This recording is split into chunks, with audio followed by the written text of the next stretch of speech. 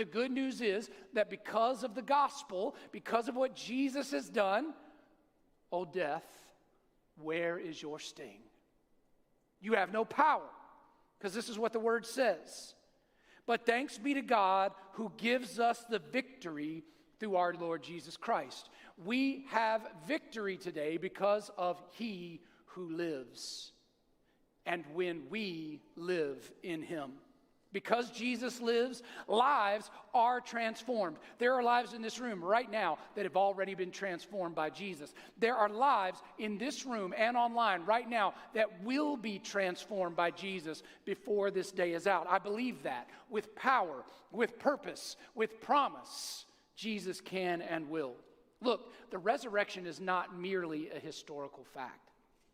It's not just a piece of information, though it is a historical fact and it is also a piece of information. It is far from that alone. It is a present reality. It is true right now, today, in this moment. Jesus did exactly what He said He would do, and brothers and sisters, listen, it changes everything. It changes everything. Not just in some macro sense, not even just in a salvation sense, but it changes everything for your daily reality when you live in the truth of the resurrection. And so when we look at these three stories of the life of Jesus, they're going to teach us, like Jesus was teaching His disciples, three realities that can and will be different when you know and believe and live in the reality. Say reality. The reality of the resurrection. When you actually live, not just thinking about the reality or not just thinking about the resurrection as something that happened, but something that is a reality in your life right here and now, it has power to give your life direction and purpose and meaning in the here and now. And the first thing we're going to look at in this theme this morning of because He lives is that because the resurrection is true, because it is a reality, you and I can overcome our fears and our anxieties with courage. The resurrection proves to us that Jesus has power over death, that He actually is who He says He is, that He would actually do what He said He would do. Because He lives, we don't have to be people that live in fear. We can live in confidence knowing that Jesus has got it handled. What does He have handled? It. What's it? Everything. He's got it handled, whatever it is. Jesus proved this out very early in His ministry to His disciples. He wanted to teach them from the very beginning, you are going to have storms in life. Things are not always going to go your way. Sometimes your life is going to be all messed up and discombobulated. Sometimes you're going to feel adrift on the sea of life. You're going to be confused, you're going to be down, you're going to be in the dumps, you're going to be struggling, you're going to be wondering, where is God? Jesus, very much in the beginning of His ministry, had a moment, a purposeful moment with His disciples in a boat. Look at this in Mark chapter 4, 35 through 41. In Mark's gospel, he recounts this happening, what Jesus did, and what He was trying to teach you, me, and His disciples that day about our anxieties and our fears. Look at Mark 35 through 41. Jesus calming this storm. It says, that day when evening came, He said to His disciples, let's go over to the other side. So they were on the Sea of Galilee. I've been on the Sea of Galilee. I've been in a boat. It's beautiful there. But from what I understand and what historians have told us and modern day weather, that when the weather comes through there, when a storm comes through, man, it really, really, really can get scary there. So on this day, initially at least, the weather was okay. But they're going over to the other side, it says, and they leave the crowd behind. They took Jesus along just as He was in the boat. It says, skipping forward, a furious squall came up, and the waves broke over the boat so that it was nearly swamped. So we go from a nice day to all of a sudden it's crazy, right? It's a storm, and it's scary. And the disciples are in this boat with Jesus, and they're afraid, just like anybody would be afraid. But where's Jesus? It says, Jesus was in the stern, sleeping on a cushion. So He's just taking a nap. He's just chilling, right, hanging out, asleep. And there is something powerful in that as a reminder for you and me in our lives today. Because the disciples are in this moment, and what do they say about that? The disciples woke him and said to him, "Teacher, don't you care if we drowned? Hey, don't you know that I'm in a storm? Don't you know we're in trouble? Don't you know what I'm up against?" And sometimes it's us. "Lord, don't you know what I'm going through? Don't you know I'm in a storm? Don't you know what I'm up against? I'm afraid. I'm scared. I don't see you. I don't feel you. Feels like you're asleep." That's us.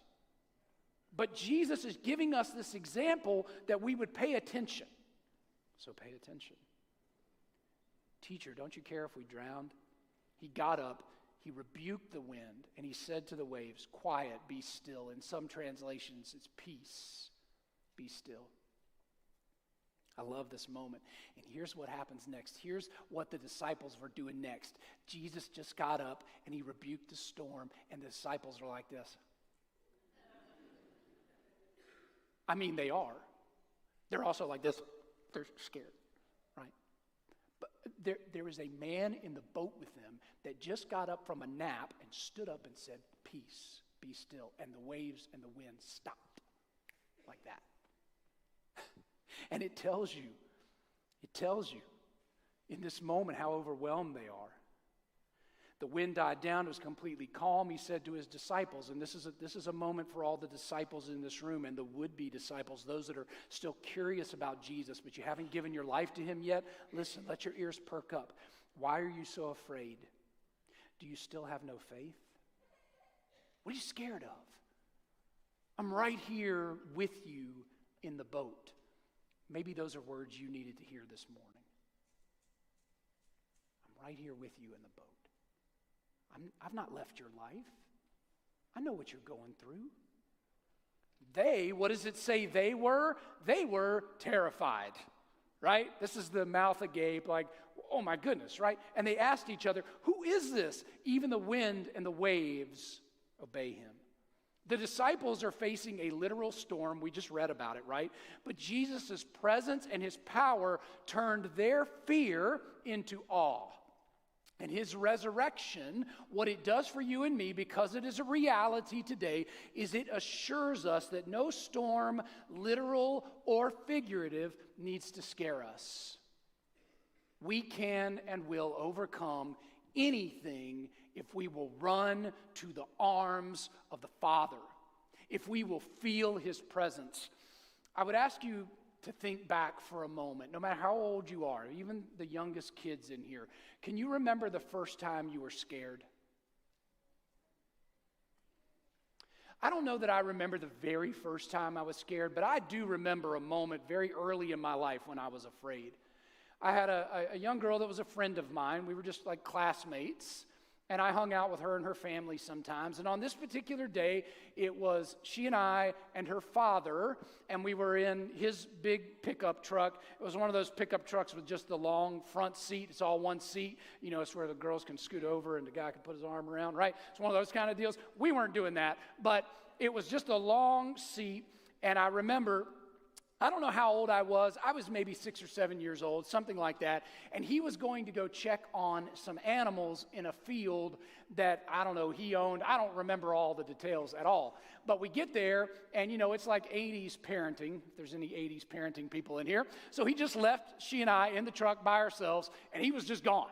Now, he was gone to check on the animals. He was doing whatever. And at first it was fine. We're hanging out. We're playing. And then a storm comes up. And I mean, it's like a summer storm, lightning, thunder, wind. The truck is shaking, and we're crying. I was little, y'all. I was little. All right, give me a break. I was crying. We were scared. We were freaking out. We thought we were going to die, and we're just little kids in this truck by ourselves in the 80s, right? And then we saw our dad. And he'd come back. As soon as he opened the truck door and he came in, and we calmed down, kind of put his arm around us, said it's okay. Once his presence was back there, we knew we were okay. We were fine.